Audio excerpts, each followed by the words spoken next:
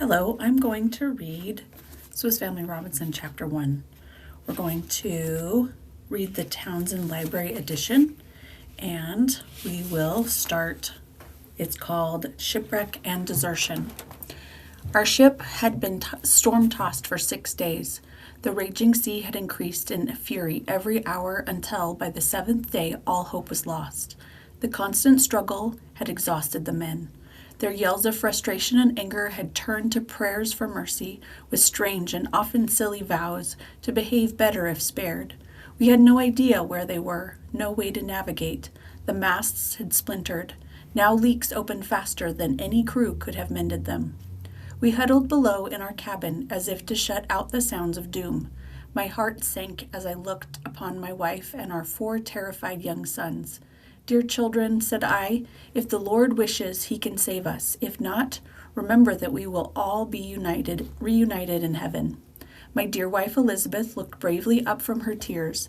The boys clustered around her, and she began to reassure them in calm tones. I led us in prayer, and each person prayed aloud in turn. Fritz, the eldest, prayed for the rescue of his dear parents and brothers, with hardly a thought for himself. My children's simple, honest prayers gave me heart. I felt that they would be answered. Amid the roar of storm and breakage, I suddenly heard the cry of "Land! Land!" At that instant, the ship trembled with a dreadful crash. The impact tossed us across the cabin. We heard the sounds of splintering timber and water roaring in. The captain's voice rose above the devastation. "Lower the boats! We are lost!" "Lost!" I exclaimed.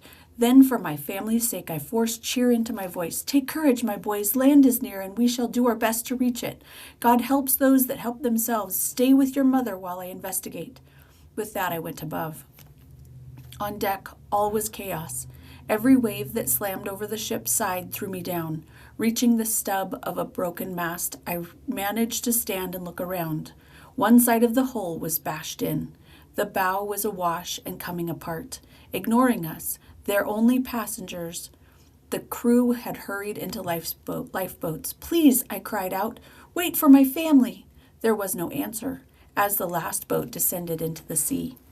I could only watch the crew row away. Calling to them was a waste of breath. In those heavy seas, they could not have returned, even if they had suddenly remembered their duty. We were deserted.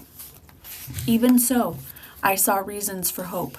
The ship's stern was jammed between 2 high rocks, partly above the waves that were battering the bow to pieces. My family's cabin was in the stern, safely above the waterline. Through the pelting rain, I could make out a line of rocky coast. My heart leapt, yet I was deeply concerned as I returned to my family. 5 pairs of eyes looked to me for news. I forced a smile. "Courage, dear ones. Although our good ship will sail no more, neither is she likely to sink. She is wedged. Land is in sight. Tomorrow, if the storm eases, I see no reason why we cannot get ashore." My children's spirits rose immediately. Such trust they had in my words, such optimism. They acted as though our escape was certain. The ship's position also held. While we could still feel the impacts of waves, they no longer tossed us like stones in a box. My wife saw through my forced cheer, though, and I answered her questioning look with the grim truth. We were abandoned. Her brave reply inspired me. "We must find some supper," she said. "We will need all our strength tomorrow. No use being hungry as well as abandoned." Night drew on with no let-up in the storm. Each crash announced new damage to our ship. I thought of the lifeboats. I doubted the crew had survived. "God will help us soon, won't he, Father?" asked my youngest child, Franz. "You silly little thing," said his brother Fritz, too sharply. "It is up to God to decide what and when to do for us. We must have patience." "Well," said Fritz, "had you said it kindly, I said. "You often speak more harshly to your brothers than you truly feel. Let your words reflect what is in your heart." After my wife prepared a hearty supper, my 3 youngest went directly to sleep. Fritz, who was old enough to understand our danger, kept watch with us. After a long silence, he spoke. "Father, could we make swimming belts for Mother and the boys? Since you and I can swim, those might enable all of us to reach land."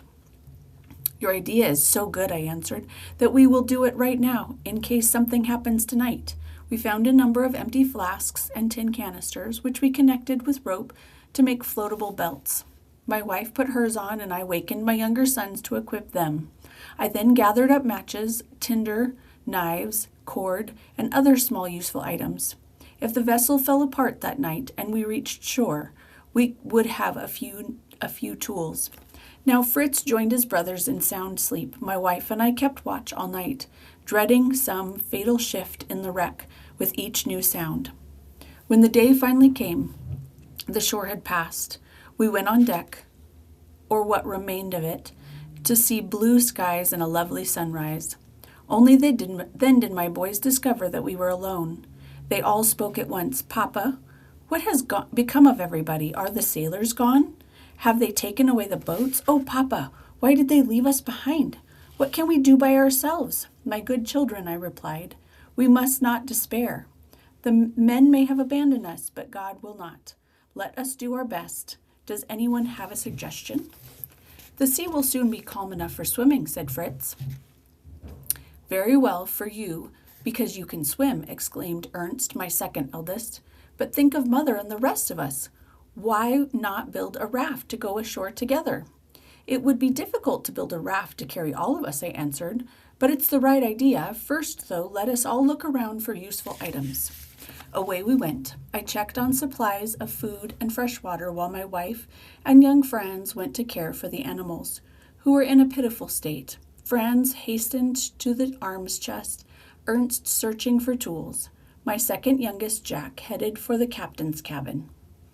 The moment he opened the door, 2 huge dogs bounded out in great joy, bowling him over. He cried out in surprise and protest, and the dogs apologized, as dogs do, licking his face where he lay. I laughed, but warned him, "Remember, these are animals. They may be hungry. Be careful." Jack nodded. "Even so," I continued, I'm glad you weren't angry with them. They cannot help their nature." When we reassembled in the cabin, we all displayed our treasures. Fritz had 2 guns, a belt with pouches, powder flasks, and plenty of bullets. Ernst produced a can of nails, a pair of large scissors, an axe, and a hammer. His pockets were full of carpentry tools. Little Franz opened a large box, eager to show us the nice sharp little hooks it contained. His brother smiled scornfully. "Well done, Franz," I said. "These fish hooks, which you, the youngest, have found, may be the most important find. Fritz and Ernst, you have chosen well too." "Will you praise me too?" said my dear wife. "I have found no tools, but I can give you good news. Some animals are still alive: a donkey, 2 goats, 6 sheep, a ram, a cow, and a fine sow, both pregnant. I was just in time to save them from starving. I milked the goats, though the milk will not keep in this dreadful heat." "Excellent," I said. "My friend Jack, however, has presented me with a couple of huge, useless dogs who will eat more than any of us." "Oh, Papa, they will be of use," protested Jack. "They will help us hunt when we have to get on shore." "No doubt they will, Jack, if we ever get on shore, but I'm not sure how we will."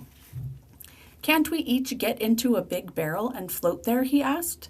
"I have often sailed like that around the pond at home." "A fine idea, my son," I cried. "Ernst, give me your tools. Then let us gather the largest barrels we can find." We soon dragged 4 large barrels out of the hold into the lower deck, which was barely above water. I saw them across the middle, converting them into tubs. After this hard work, we sat down at a lunch of goat's milk and biscuits. We also had wine, with that some of my sons well diluted, as was the custom in our country. My 8 tubs now stood in a row near the water's edge. I was satisfied, but my wife was not. "I shall never," she said, "be brave enough to get into one of these." "Do not be so sure of that, my dear wife, until you see the finished craft."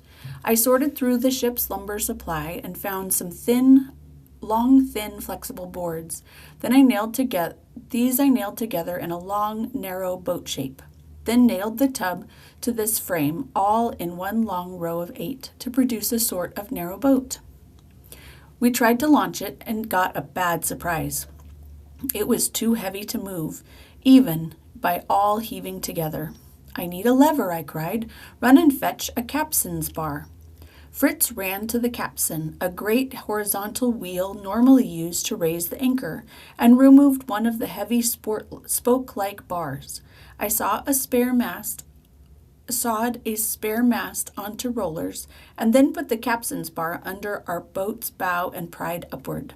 Thinking quickly, my son slipped a roller under the boat without my orders. Father, inquired Ernst, how does that thing let us do more than all of us together? Using this lever, the further I can stand up from the object, the more weight I can lift, I explained in haste. But now we must hurry. We can have a longer talk about mechanics on land. I tied a long rope to our boat's stern, then to the ship's side, and heaved the boat so that 2 more rollers could fit underneath. Again we all pushed, and our gallant craft slid swiftly into the water. It was narrow and tipsy, so we nailed a pair of boards across it and attached empty barrels on each side, similar to the outriggers used to make sea canoes stable. Even so, we would have to distribute the weight very carefully. I boarded our boat, both to test it and to cut away some wreckage blocking its exit. The boys brought oars and wanted to jump in, but it was too late in the day to try for land. We did not care to spend another night aboard the wreck, but we had no choice. My wife had prepared a good dinner, and we ate heartily after the day's hard work.